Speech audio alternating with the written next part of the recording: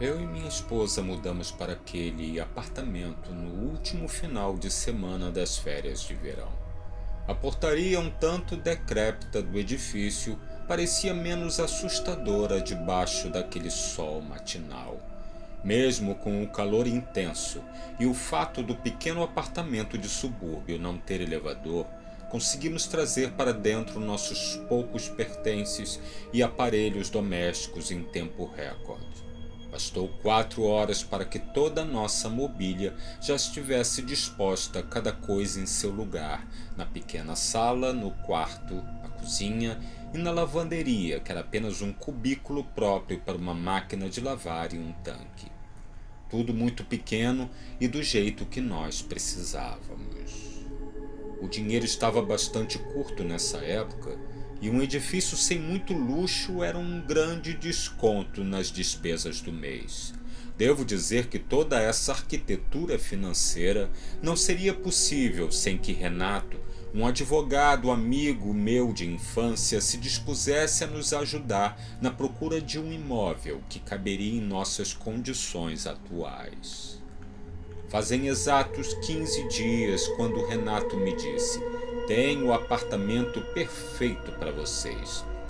Essa frase, vinda de um amigo como ele, e no momento em que estávamos sendo despejados, soava como música doce em nossos ouvidos tão perturbados. Enfim, fechamos o aluguel e combinamos o dia da mudança. Logo estávamos rindo, às voltas com a cama que parecia não ter as mesmas peças de quando foi desmontada. Isso me fez lembrar, uma vez desmontados, nunca mais voltamos ao que éramos antes. Filosofia inútil, segundo Elizabeth, minha esposa. No dia da mudança não vimos nenhum vizinho, apesar de termos notado uma movimentação nos apartamentos do andar de cima e a discussão de um casal no primeiro andar. Fora isso, um choro insistente de um bebê e alguém rindo como se estivesse vendo uma comédia na TV. Pelo menos foi o que pensei das gargalhadas extravagantes que às vezes terminavam num acesso de tosse e uma escarrada seca. A primeira noite no apartamento foi a mais normal que se pode ter. Eu e Elizabeth estávamos tão cansados de abrir caixas, limpar os utensílios, procurar as porcas e parafusos para montar a cama e cuidar para que nossa única televisão ficasse posicionada da melhor forma possível na diminuta sala, que nem percebemos a hora passar. Dormimos ali mesmo, sob o tapete felpudo, vendo um filme de suspense. Hoje eu digo que tivemos aquela noite o sono dos inocentes, afinal dali para frente tudo mudaria.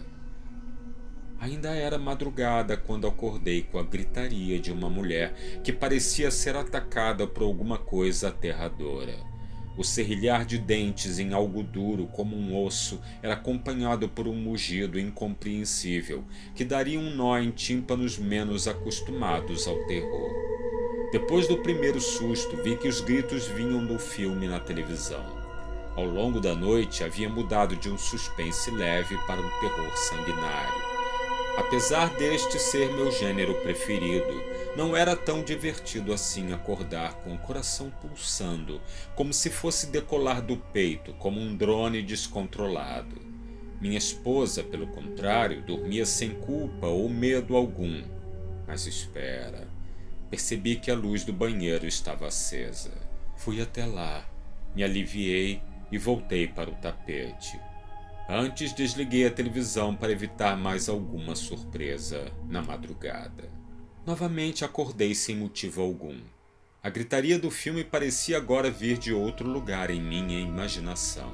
Eu quase nunca ficava assustado com filmes de terror, mas em algumas poucas vezes acontecia. Devia ser o vento roçando nas árvores mais próximas, prenunciando um temporal de verão.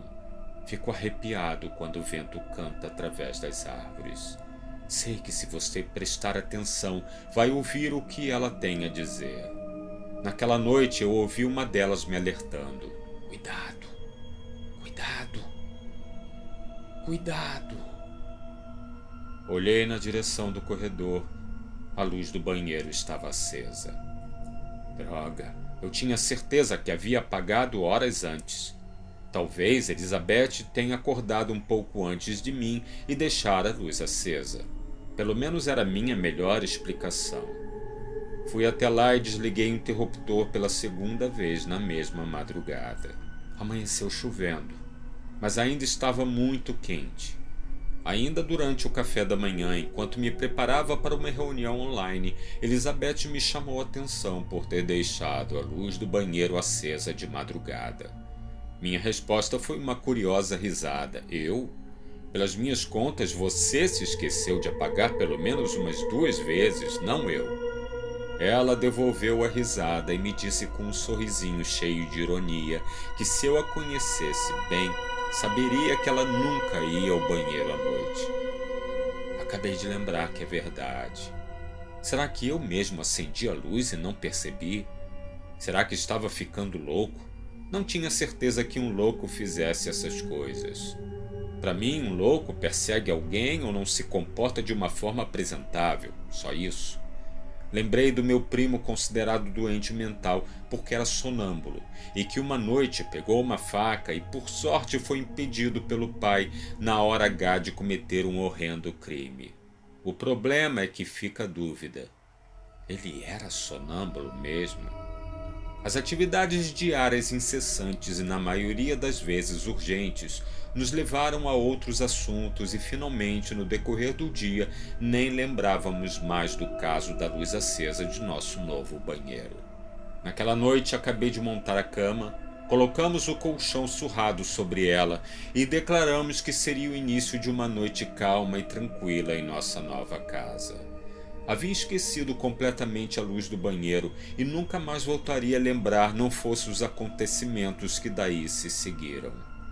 Eram 3 da madrugada quando acordei com um incômodo no peito, a garganta seca e as mãos dormentes.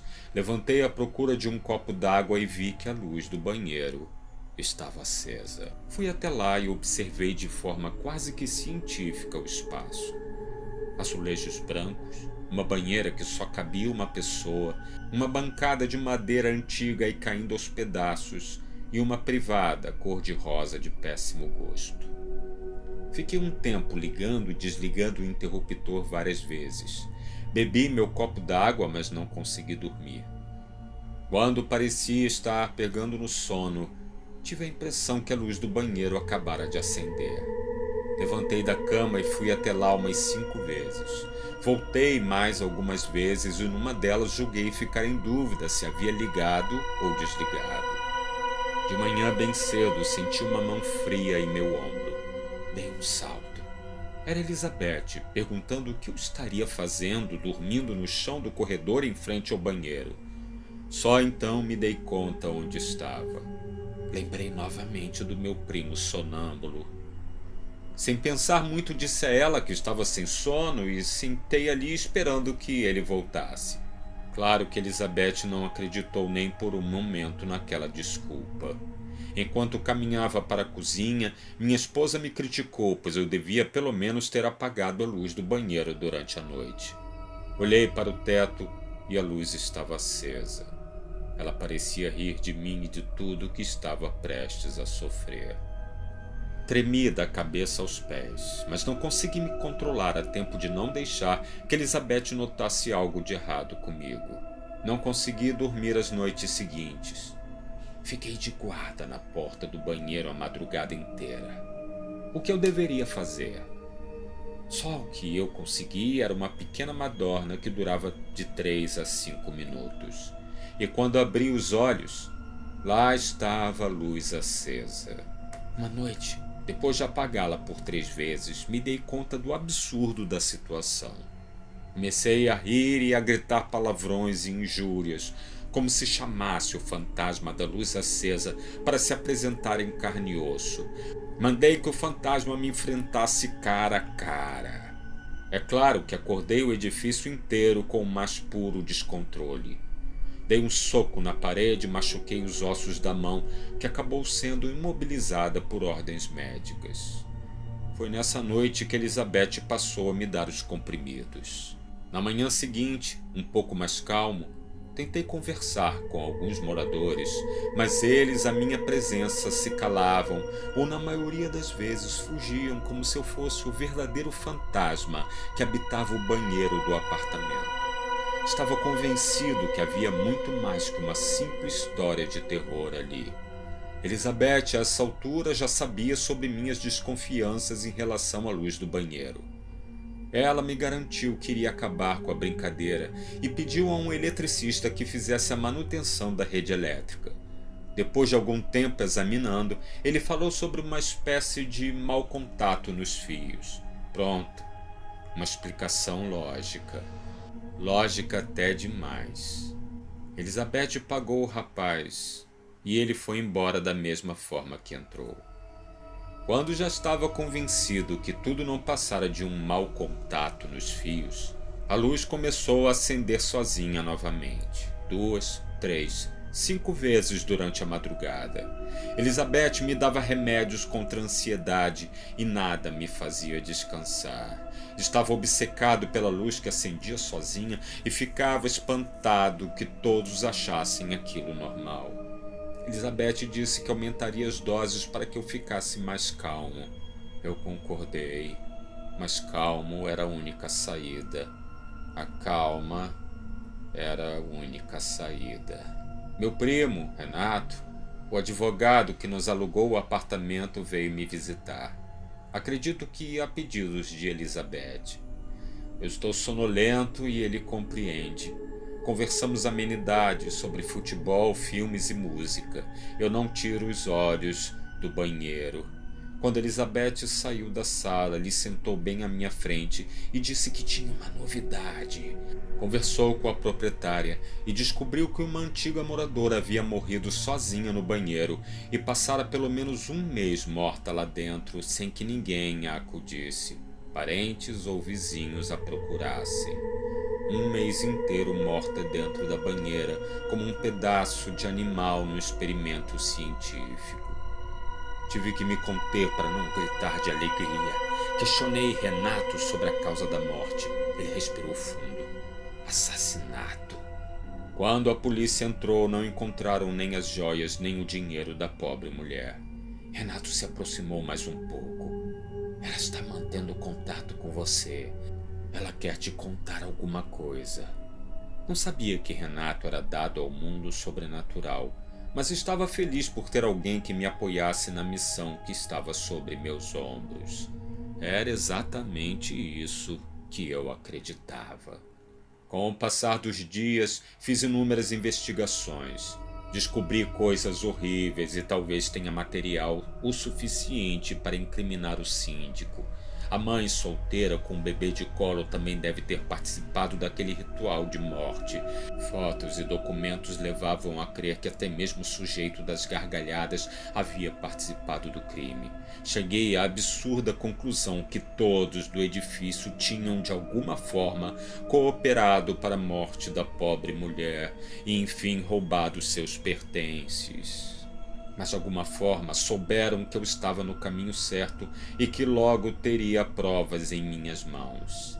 Eles tinham que parar minha investigação. Claro. Numa madrugada, enquanto gritava que a luz estava acesa e que a pobre mulher morta havia me contado tudo sobre eles, fui calado por alguns enfermeiros e conduzido a um sanatório de onde escrevo essa história. Hoje minha irmã veio me visitar e falou alguma coisa sobre Elizabeth e Renato estarem juntos. Amantes. Queria saber se eu não achava estranho. Queria saber sinceramente o que eu achava. Eu olhei para minha irmã com os olhos arregalados e antes de tomar mais um comprimido que o enfermeiro acabara de me entregar, perguntei: e a luz do banheiro? Ela ainda continua acesa? Ela ainda continua acesa? Responda! Ela está acesa!